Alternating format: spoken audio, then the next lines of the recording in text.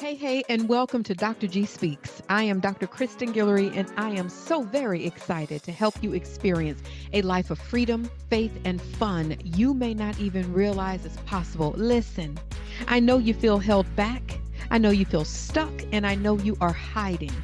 As a coach and the author of Look, Stop Hiding, How to Find Your Voice and Never Dim Your Light Again, you will get to listen to some amazing stories, receive some homework, that's the professor in me, and get some tools to help you live the life you deserve. It's time to quiet the noise and walk in the fullness of who God created you to be. It's time to stop hiding and start thriving. Together, we'll uncover your potential and ignite your journey to a fulfilling life, a life of freedom. Almost every time I am traveling during one of my extended trips, I strike up conversations with different people. The majority of the people are over 60 or 65, and almost every person I meet who is over 65, when they learn what I'm doing in terms of traveling and sabbaticaling, I always hear one of two responses. One is, I am so proud of you. The other is, I wish I wouldn't have waited so long to start living in this way. What I did not anticipate with these amazing travels around the world is that some of the greatest mentors and teachers that I've met have been strangers. I've met in airports, on cruise ships, on the plane sitting next to me. For years, I've been drawn into these conversations with these amazing individuals who are 20 and 30 and 40 years older than me. At the recording of this podcast, I'm 46. And hearing, I'm proud of you, or I wish I had started living sooner, consistently, that makes an impact. It impacted me. These individuals became unexpected teachers for me. I don't necessarily just gravitate to individuals who are 20 and 30 and 40 years older. It just happens in that way. And some of the cruises that I take, the average age is a little older. And I realize these conversations that happen, they become one of God's greatest gifts for me. I'll be on a plane and the person next to me will strike up a conversation. We may be going to Greece, let's say that. And they say, "Oh, is this your first time to Greece?" "No, I'm going for my third time. I'm going to visit for about 10 days as part of my sabbatical." "Your sabbatical? Are you a professor?" I said, "Well, I was, but no, I'm a consultant and own a company." "How long is your sabbatical?" "Well, this one is about 5 months." "Can I work for you? I am so proud of you." Hear that over and over. But something that really stood out to me is what I hear from the women who are over 60. Easily, easily over 20 times, I've heard women in their 60s and 70s say, "I can't believe I waited this long to live. I can't believe I waited this long to solo travel. I was married for 30 years and that was my life, and got divorced 2 years ago. And I have never not been partnered. I've always been partnered since I was 20. And I don't even know why I waited so long." Or, "Oh my gosh, isn't it horrible that I waited so long?" And I'll very often respond and say, well, no, because let's be real. Society, especially 20 and 30 and 40 years ago, was not encouraging women to go vacation and go on solo trips and go live outside of being a mother and being a wife. So I was like, no, it's not sad. You did what you were led and called to do.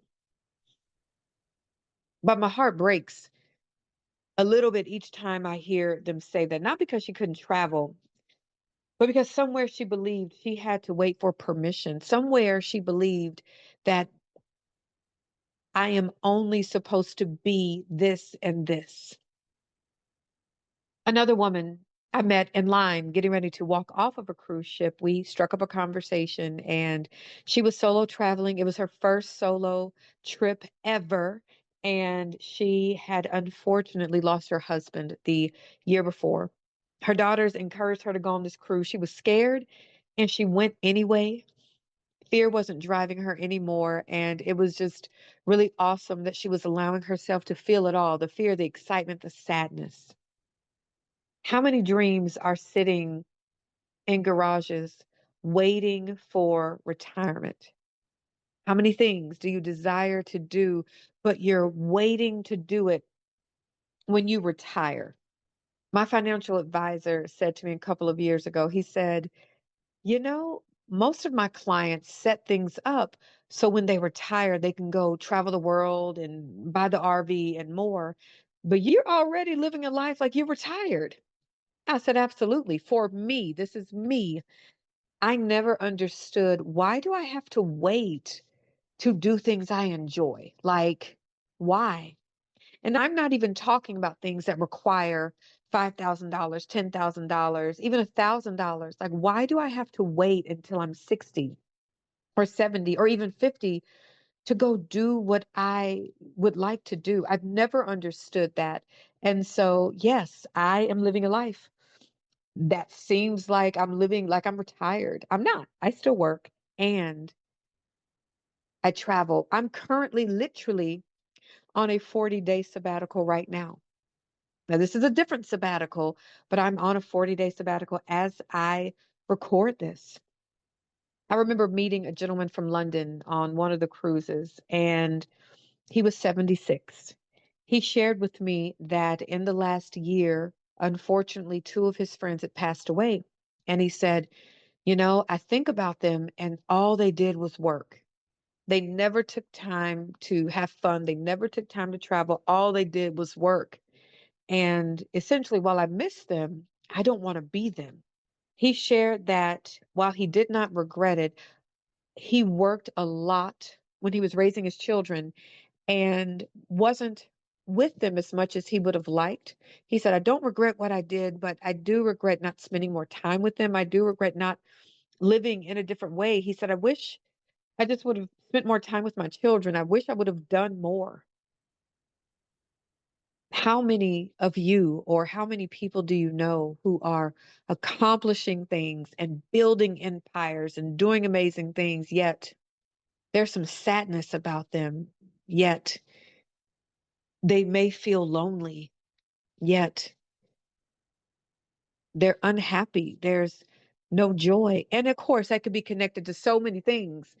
But y'all, success without presence becomes regret.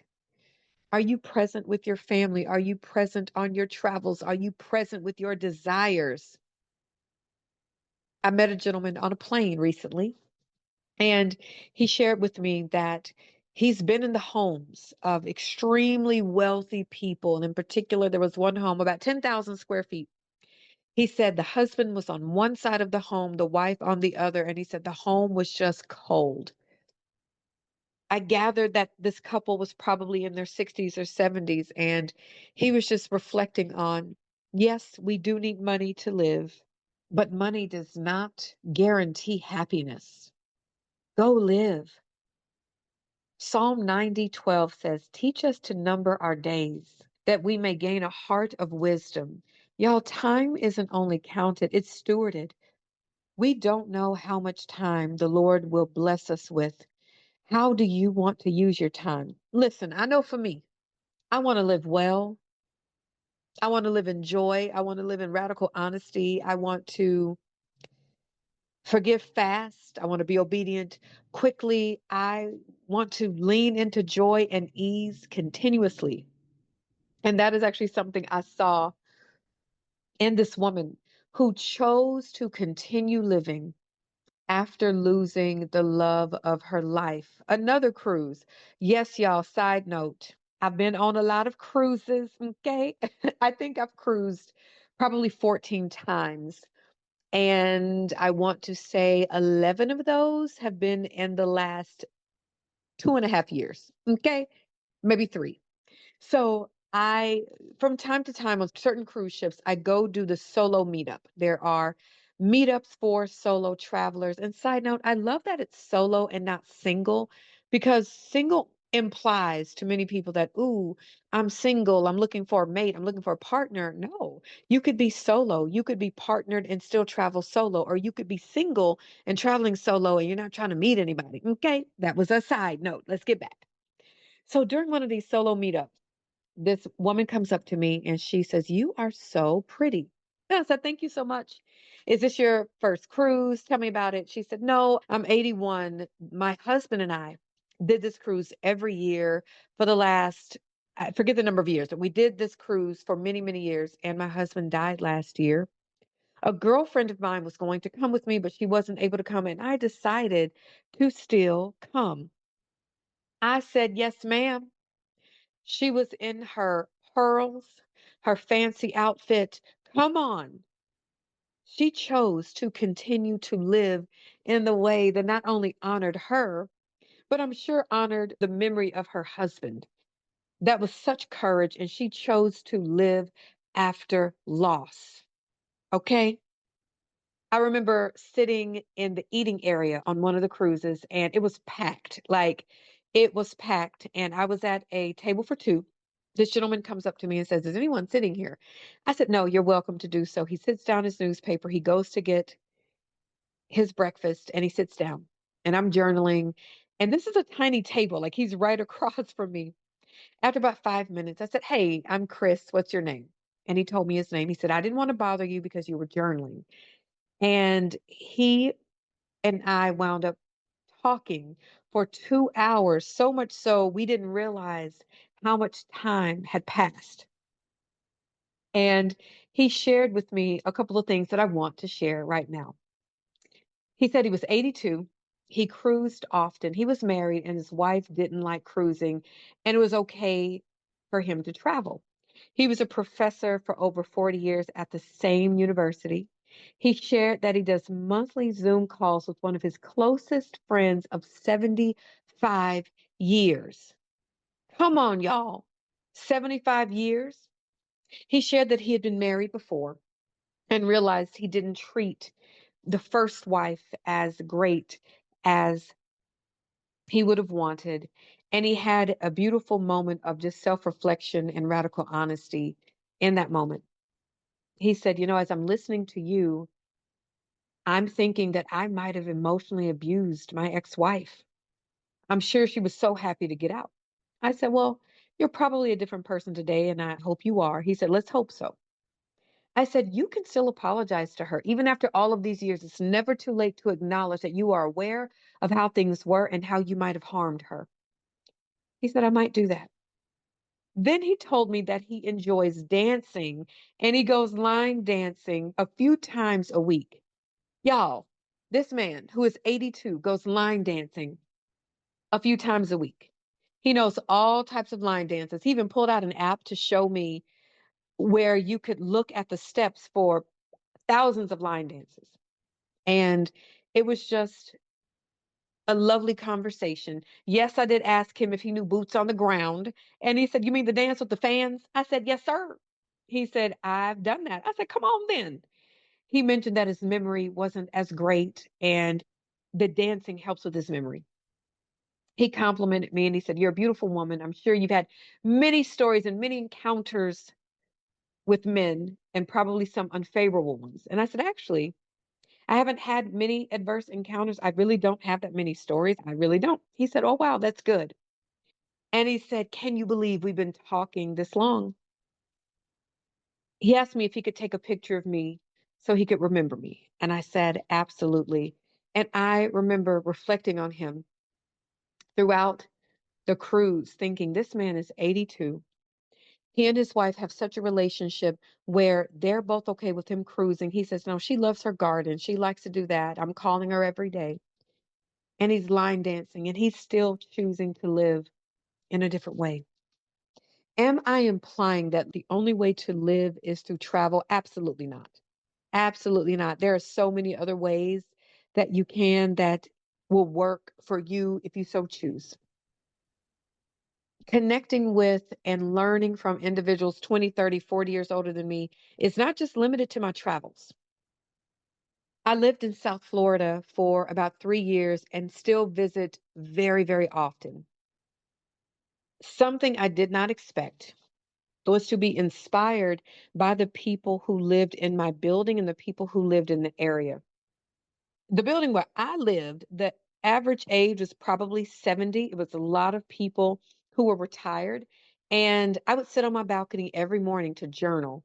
And every morning I saw the same two people go to the pool every single morning to go swim. The gentleman in the blue robe, and there was a woman I would watch every morning. She looked to be in her 80s and she was very frail. She was on a walker, but she would go and swim every day. And something stood out to me about her. My theory was that at some point she had to have been a professional swimmer or a collegiate athlete because of just her stretching and her positioning and posture. I'm just like, yeah, I know you were a professional swimmer. About 2 months later, something changed when I watched her walk to the pool. And y'all, she didn't have her walker. She had a cane. I was like, wait a minute. Come on, ma'am. So even in her 80s, I bet the consistency of her moving and going to swim contributed to her being able to move better. I would go for walks and I would see people riding their bicycles and walking and moving their bodies. And I just remember thinking, I have no excuse.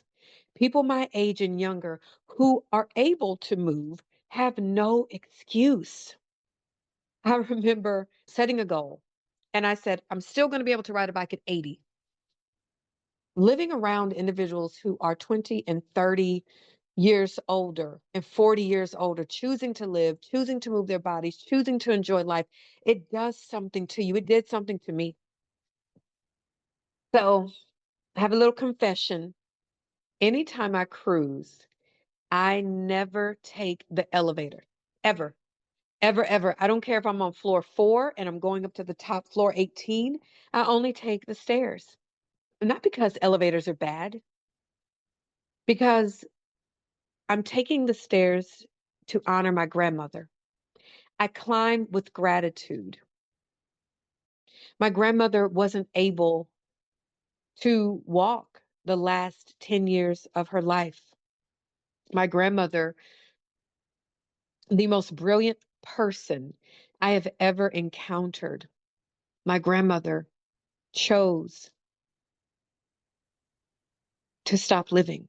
My grandmother chose to lean into different things that caused her to be mentally paralyzed in some ways.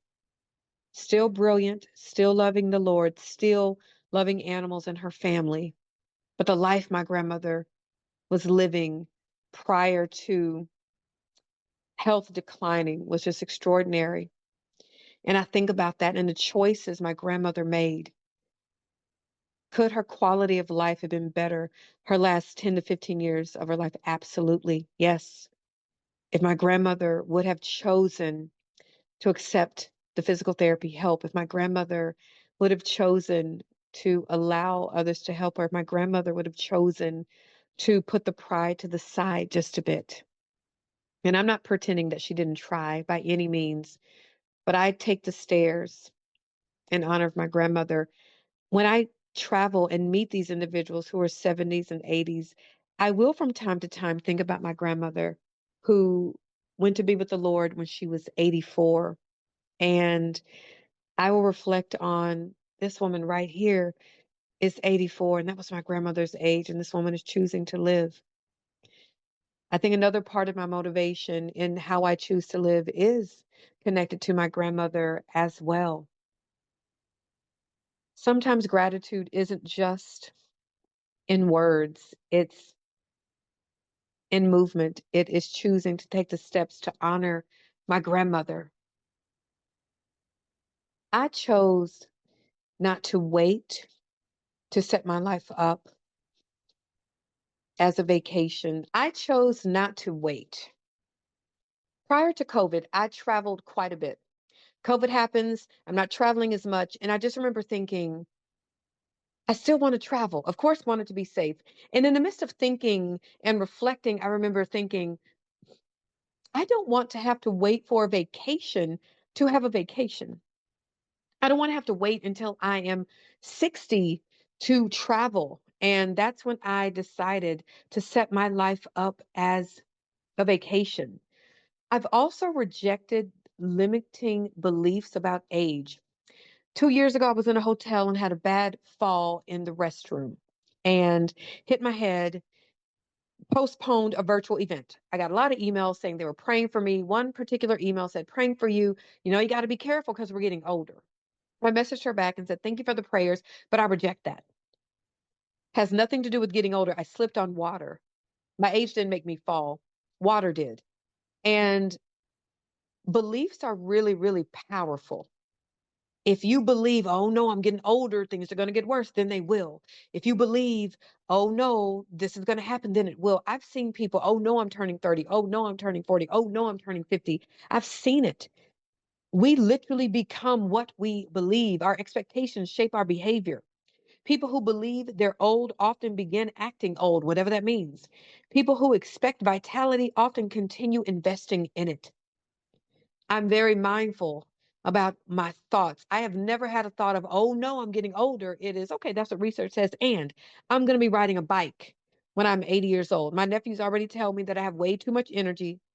People are often surprised when they learn my age, thinking I'm in my mid 30s. I'm like, no, son. And I think part of that is my mindset. Yes, it's also health and wellness and genetics and more. But y'all, research consistently shows that beliefs about aging influence health outcomes. A landmark longitudinal study by psychologist Becca Levy at Yale found that people with more positive views of aging lived on average 7.5 years longer than those with negative perceptions, even after accounting for health statuses and demographics. Other studies have linked positive attitudes towards aging with better memory over time, greater physical functioning, lower cardiovascular stress, faster recovery from disability, increased likelihood of engaging in exercise and preventative health care. The mechanism isn't magic. Beliefs influence behaviors, stress responses, and resilience, which in turn affect health. What if you chose to live well every day? Living well isn't pretending life is easy all the time. Living well isn't avoiding grieving. Living well isn't toxic positivity. Living well is choosing again and again forgiveness, ease, joy, movement, laughter, rest, relationships, adventure, gratitude, curiosity, healing, boundaries. And it's not necessarily choosing these things every day, but it's being intentional about the choice. Again, I don't know how many years God has given me, but I do have today. And I don't want to waste today waiting for tomorrow. I don't want to waste today being frustrated about something that's not going to matter to me in 1 week or 1 month. And I have spent time on things like that. I have wasted days hyper fixating on things that literally are not going to matter in a week. So it doesn't mean not to give yourself the time to focus on it, but what if you focused on the greater good and chose to live well, whatever that looks like? And stop saying, I'm going to do this when I retire, or I'm going to wait to do this when I turn 60, or I'm going to wait to do this when I turn 50, or I'm going to wait to do this when I turn 70. What if you chose to live well today and consistently choose to live that? John 10:10 says, I have come that they may have life and have it abundantly. Abundant life isn't merely existing longer, it's living more fully. Listen, I've learned from people 30 years older than me that regret rarely sounds like, I wish I would have worked more. It usually sounds like, I wish I would have lived. Out of the hundreds of people I've met on my travels, I have never met someone who said, I wish I would have worked more. Never. So today, don't wait. Take the trip, watch the movie, take the nap, Forgive, laugh, move your body, call that loved one, dance in your den, ride the bike, book the ticket, heal the wound, live.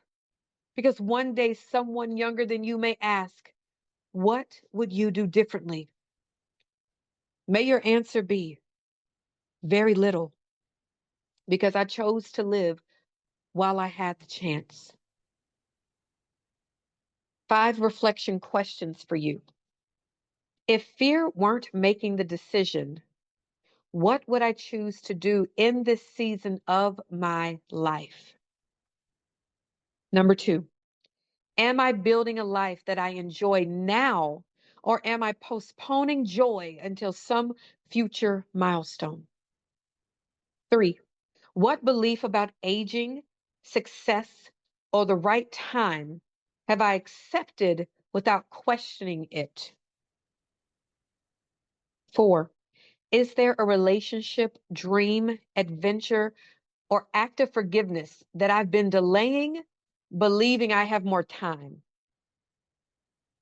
5, if someone met me 20 years from now, what would I hope they see in the way I chose to live today? Bonus question. Will you live now, or will you spend your life preparing to live later? Come on, somebody. Will you choose to live today instead of preparing to live this massive life later? I was chatting recently with a client who was saying, I know something big is going to be happening for me. And I said, something big is happening now. Look at your life now. Live well now, today. Living well could mean that you went and put on your new favorite shoes or your old favorite shoes. Living well could mean that you're dancing as you walk, you're dancing on the beach. Living well may mean you have that courageous conversation to get your friend back. Living well could be owning a mistake that you made. Living well, living well. Your affirmation for today. I choose to live with gratitude, courage, and intention. I honor the gift of today by caring for my mind, body, and spirit. I release fear, regret, and unnecessary burdens. By God's grace, I will not simply count my days, I will make my days count. Thank you so much for listening to the Dr. G Speaks podcast. And if you enjoyed this episode, please share it with your friends and family. Thanks again, and I'll see you next time. Deuces.